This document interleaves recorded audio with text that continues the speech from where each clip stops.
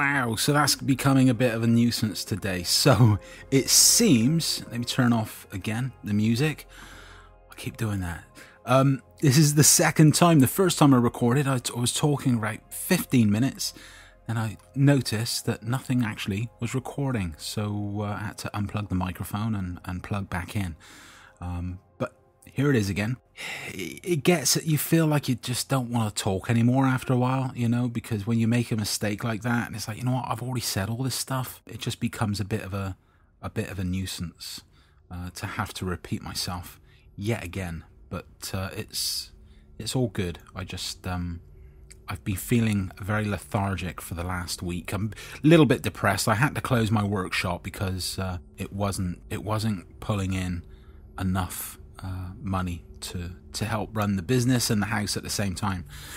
So I moved out of the workshop in order to try and find a smaller workshop, and nothing's come to fruition yet. And I wasn't too worried at the time because I had a couple of projects on the go with Kickstarter. And Kickstarter is a website that if you have an idea for a product, a play, a business, whatever it might be, people will fund you. And what will happen is you give them rewards. So if you're doing a book or a play, they would get a book or a quantity of the books, or tickets to the play, or whatever it might be. So I created a rechargeable Bluetooth speaker made from reclaimed wood and bamboo, sustainable bamboo. And just I made it about 1/5 of the way to the goal, but I just need to refocus efforts, and I will try again. So just a little bit about me. Again, I'm a web guy, I'm a designer, I'm always inventing, because this stuff just jumps into my mind, and it's like I'll wake up in the middle of the night sometimes with a great idea, and I have to write it down. I'm not scared to try something and just try and take it as far as it'll go. Now, Dee and I, my girlfriend and I, we're always having these incredible conversations where we'll talk about things that need to be done. And I said, look, and I got this black book of all these ideas.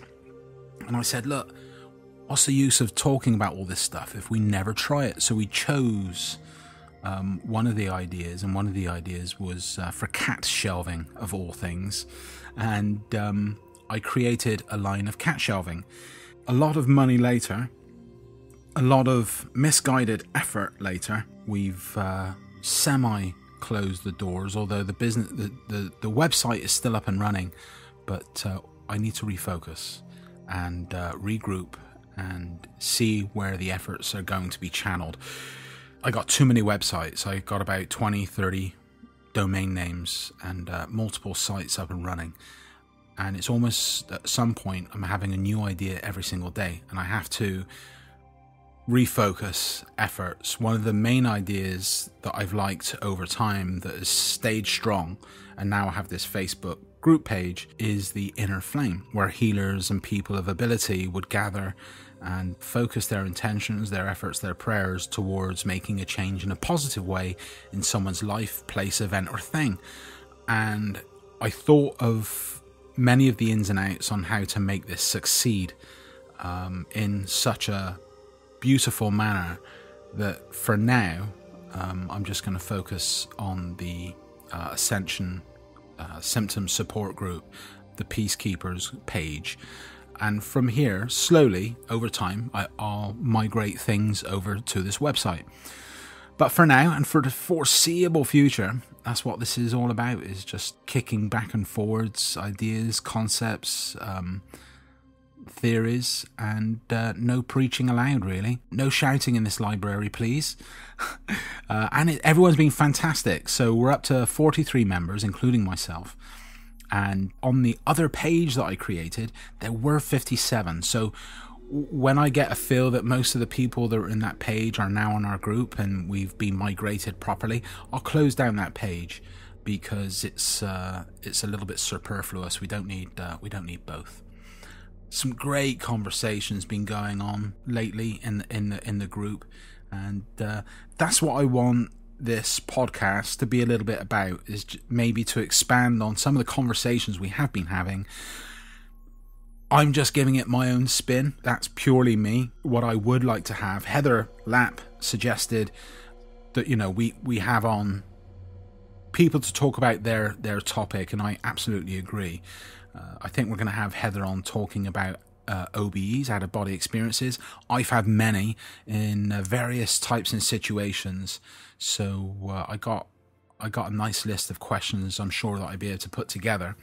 But, you know, if you have a speciality or you have something that you would like to talk about, let me know, or talk about it here on Facebook, and we can expand on it and dig deeper, and maybe have like a phone conversation that's recorded and put up into this podcast. So this podcast right now is just recorded on my Mac using GarageBand, using a nice mic, and that's it. But I might have to use a slightly different technology if I'm speaking to everyone else out there. So I think I need to take another look at all of this again. blogtalkradio.com is one of the services I could be using, so we could all be listening live and interacting live. And I think it has a limit of like 70 people or something like that can listen all at the same time. I can't remember. I got to look into all of that again, refresh my mind. So that's it for now. I'm going to take a short break while I finish my coffee before it gets cold, gather the energy to talk about what I just talked about when the thing wasn't recording. So I'll be back in 2 seconds. Facebook.com/groups/The Inner Flame. So one of the things I was thinking about, and over the last 5 to 10 years, my thoughts on God, on angels, on aliens and all that other stuff has morphed over time, and I now have a completely different grasp on all of this. And truth be known, I think it's a clearer grasp on it than I used to have all those years ago. But that does not mean to say that the things that have happened in my life are any less real. So I'm wondering, are there any points in time where you can look back on your life and you would say you have been helped by angels, or you have been guided, or divine guidance has come from above or within, or, you know, from wherever, another dimension, and helped you in a situation? Example for me, twice now. Let's see, how many years ago? About 20 plus years ago, in a place near me called Lake Hopakong, there was a blizzard, and it might have been the blizzard 93, 4, 5, somewhere around there. Massive blizzard, and the snow was so incredibly deep, and I was new to the area, and it's very countrified out here if you travel in one direction as opposed to another. And I found myself in the middle of possibly one of the worst snowstorms I had ever been driving in, and I knew that gas stations were very far and few between. I also knew if I got stuck, that would be it for me, because if I went down an embankment, if I had been stranded in any way, I would not survive the night with the clothes that I was wearing, with what I had in the car. I was running out of gas, and running out of gas in a rapid way. Half of me was frantically trying to drive around to find a gas station, yet the other half of me was knowing that I should be careful and reserve my gas mileage by driving very sensibly. So I'm stuck in the middle of this massive storm, and for about 25, 30, 35 minutes, there's no gas station. I can only see maybe 20 feet in front of me. The snow is coming sideways. It's black/white sky.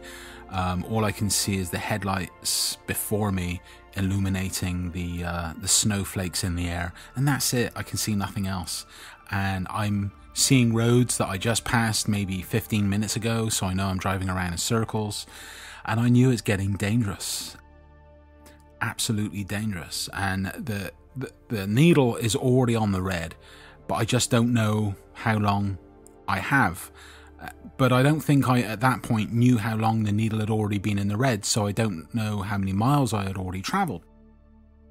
So I'm driving, and all of a sudden, something tells me, just ask for help. So I did. I asked for help.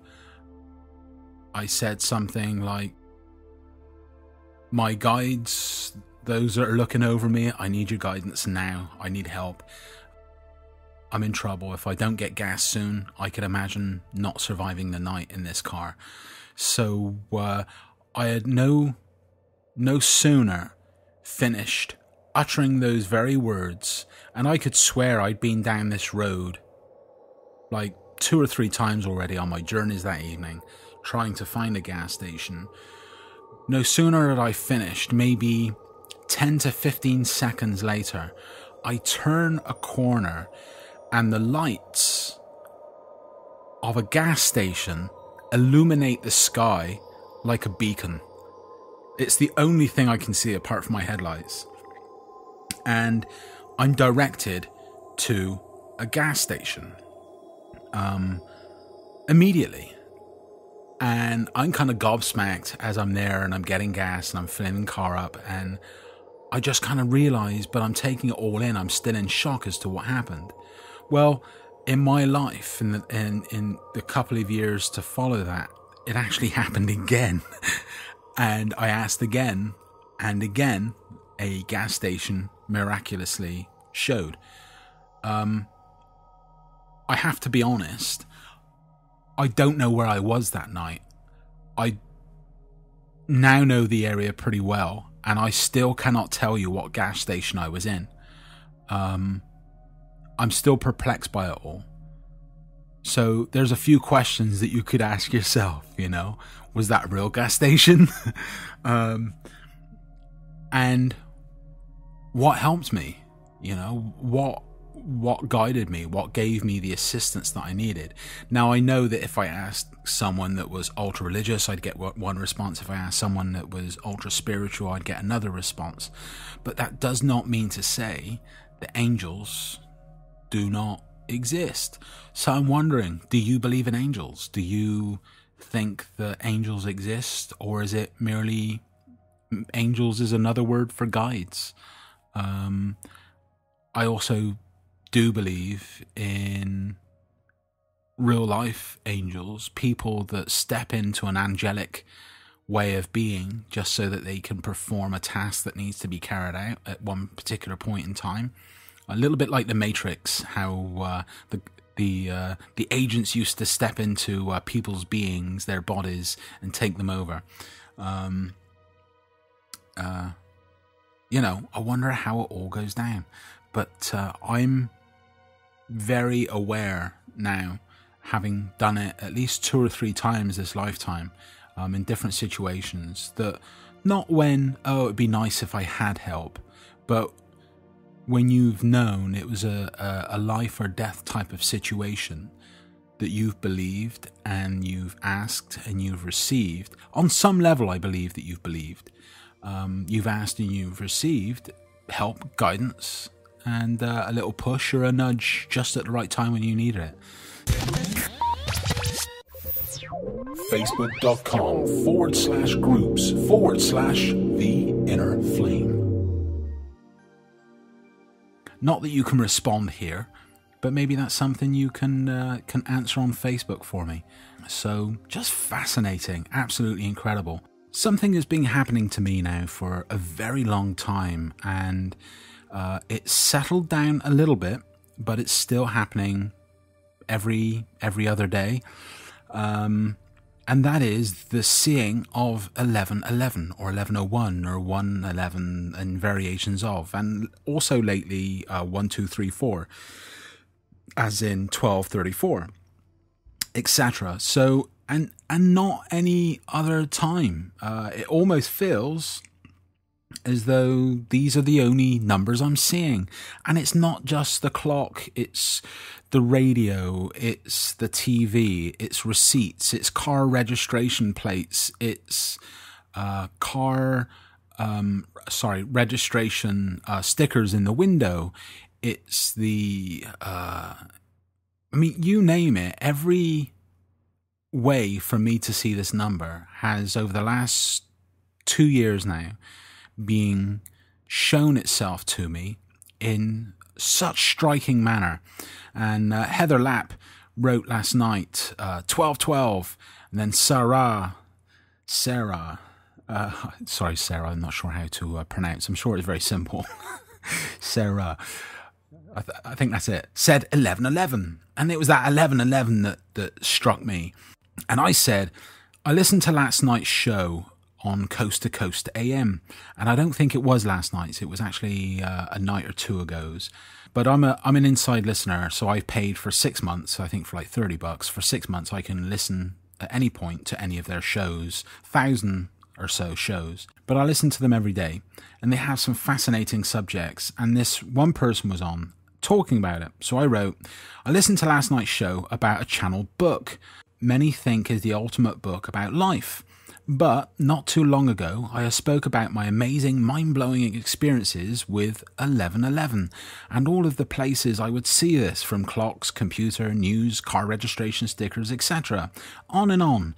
It got to the point I would shout out to the universe, "What the hell are you trying to tell me?" Well, the guy on the show said that there were 1,111 angels that decided not to go to the dark side, and 1 or 2 of them are guiding us. He said we should take specific notice of what we are thinking about at these moments when we see 1111 or 1212, etc., etc. He said we know something is prompting us. It is up to us to take note of what we are thinking at these times to get the ultimate message. I think it is so cool, because that was my last thoughts. That was my last few thoughts on this subject, that maybe I need to pay attention to my thoughts when I see these indicators in time. And Heather said, yes, I heard the same. A friend also told me that with the difference of 10, 11 and 12, but I forget. Oh, the irony of it all. And I said, yes, it took me about a year to figure it out myself, but it's so cool to have it verified. And it is, you know, you have these thoughts all by yourself, and then for someone, quote unquote, in the know, or with a little bit more knowledge than you, and when they kind of verify it for you in such far out forums and radio stations such as Coast to Coast, it absolutely astounds me, and I love it, because I guess for me it's a little bit of a nice validation, and it also means I'm on track, so I'm loving it.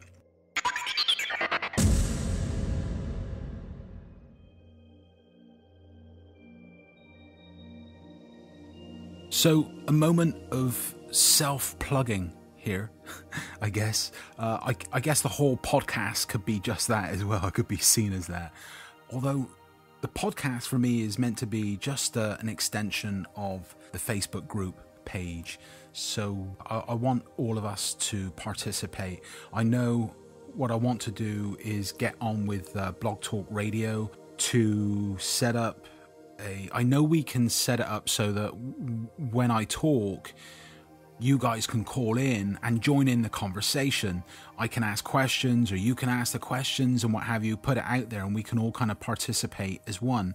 That can be recorded so that, you know, it's just not me talking here. Right now, it is just me talking because I'm doing this in the spare moments that I find throughout the day. But maybe over time we can arrange to gather on a bit of a regular basis and just have a chat, you know, a bunch of friends just having a game of soccer, kicking around those ideas and thoughts and suggestions and what have you.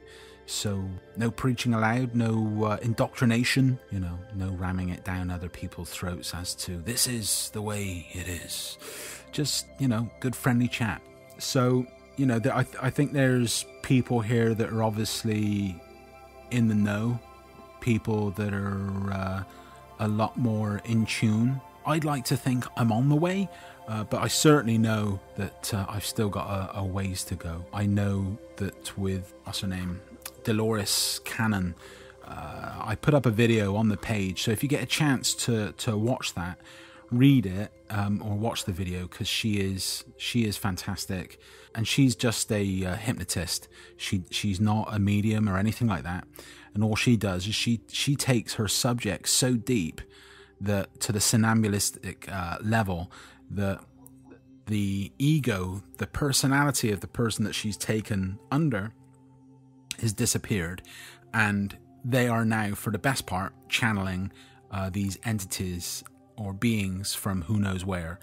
And it rings true on so many levels with a lot of the other people out there that are channeling, to which I know Isis Jade will understand as well. So she says some amazing stuff, and it really does ring true. You don't have to like everything, but who's to say that life and the spirituality and what have you means that we have to like everything that we hear? You know, it's a little bit like you can choose your friends, but you can't choose your family. You know, you're stuck with who you're kind of born into, whatever family you're born into. Although many of us would also say that no, we actually chose that family to be born into, and I do understand and agree with that. But I'm just saying that just because something isn't liked doesn't mean that it's not true. So, yeah, she says some incredible stuff, but the two things at the crux of it all says basically for the Ascension, we need to do two things. And that is, one, to get rid of fear, to trust, to trust in yourself, to not believe what's fed to us in the news. Dee and I, we switch off the TV as much as we can when it comes to news and what have you. We choose the movies we watch and the TV shows that we watch, but we try not to buy into any of the, excuse my French, but any of the bullshit that's out there. And we choose our reality. We try not to let anyone paint it for us. And then the other is karma. To get rid of the karma as much as you can. As I've always known, you get rid of your karma by forgiving, forgetting and forgiving as much as you can. And that, for me, I think is one of the biggest. Now being twice divorced, to truly forgive my first wife. She didn't do anything other than be who she was. So, you know, that old adage, you can only get orange juice out of an orange, but it still continues to this day. And it's almost like a test for me to, although I'm slapped, just to turn the other cheek and offer that as well. Yeah, it's tough. Not to say that it's easy, but she says, you know, Dolores Cannon says these are the two things. And if you think about it, these are the two things that keep many of us back from that Christ-like or Buddha-like or Mother Teresa-like mindset.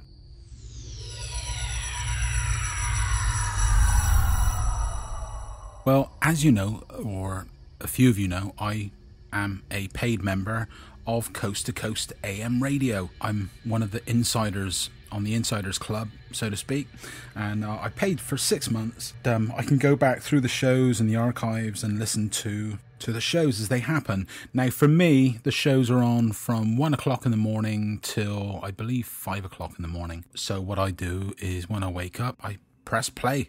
And the very beginning of last night's show, or this morning's show, was pretty cool because it was talking about a couple of things that I was talking about on here a few days ago. So I thought what I would do is just play those few minutes so you can hear. And just to say that this show was with host George Norrie. From the heartland of America and the gateway to the West, good morning, good evening, wherever you may be across the nation, around the world. I'm George Norrie. Welcome to Coast AM. In a moment, the search for the God particle, and later tonight, the dark side of spirituality. But here's what's happening. Well, we sort of dodged a bullet this weekend. The geomagnetic storm of July 14th through the 16th subsiding now. Solar wind conditions are trending toward quiet, and Earth's magnetic field is responding by settling down. The remarkable 36-hour event was triggered by a CME impact on July 14th. It was a smaller X flare. Mitch Batras, earthchangesmedia.com. Mitch, I want to ask you, first of all, any more activity out there with these sunspots? Are we okay for a while? That's hard to say, George. What's happened is several sunspots are just now rotating around the western limb of the sun, and they've all joined together. So we have 1519, 1520, and 1521, all of which are active. And what it looks like to me is there can be a reaction between each sunspot region. The numbers I just mentioned isn't one single sunspot. It's called a region. Those three regions, 1519, 1520, and 1521, can play off of each other. That's not uncommon. Right now, they've kind of all grouped together just going around the western limb of the sun, which reminds me of November 3rd, 2003. It was at that time when a large sunspot region had just rotated about where this one is right now, just going around the backside of the sun, which unloaded that X45. So I can't say that. I'd say within the next 24 to 48 hours, if nothing happens, we'll be okay for a while. I'm looking at the backside of the sun, and there's not much activity. A CME just blasted off about an hour and a half ago from the backside of the sun from sunspot region 1515. Okay. That's at about central meridian, solar meridian, but on the backside of the sun, no danger to Earth whatsoever. And there's only 4 sunspots, and only one of them has the potential at this time. Everything can change, but at this time, only 1515 out of 4 sunspots. Region 1515 is the only one that could furnish some M-class flares. Mitch, in your opinion, the X1.4, which was launched our way last week, what type of power does a coronal mass ejection need? X what before you think it would cause some serious damage to the grid and other things here on the planet? I would say an X5. An X5 would be enough to cause some damage to the power grids. By the way, remember, George, first of all, we were the first ones to get it out, you and I. That's really important to note for all those that are listening, including other stations. And what most people didn't report on, including the main news agencies, was that the FAA was involved and put all aircraft on notice. NASA got involved with the International Space Station. Sure. And any launches were delayed during these events.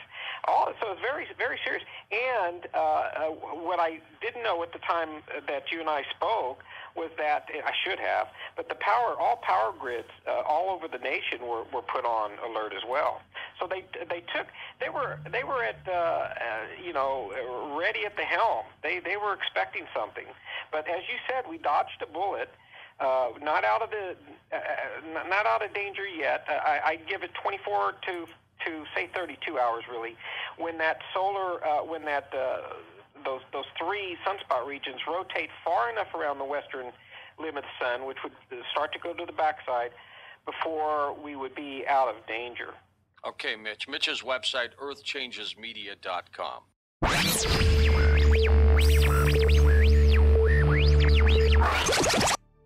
Well, one of the sadder, or one of the more sad postings that we had today on the Inner Flame, the Peacekeepers group on Facebook, was Vicky Saylor posted a post that said a baby was born about 14 hours ago. She has no nose and a cleft palate. She won't be in her parents' lives long, and I ask you to pray. I ask those that pray to please pray to her family. And, what do you do in a situation like that? So, of course, a few of us gathered together and sent our best wishes, our prayers and thoughts and healing energy and all that good stuff. But it really makes you think, what's the grander purpose? And after a little bit of thinking, I couldn't drop the subject throughout the day. I responded much later down in the post, and I simply said, I have constantly brought this child and the family it chose to be born into to the front of my thoughts today, wondering what gifts it has bestowed or lessons it has brought to its family and friends during such a brief moment in time. Maybe too, by such profound connections here, the very thoughts it has provoked within us, all who have heard about this child, have been altered forever in our life's course. Like a flap of a butterfly's wings, a tsunami of love will rush to those that need the love.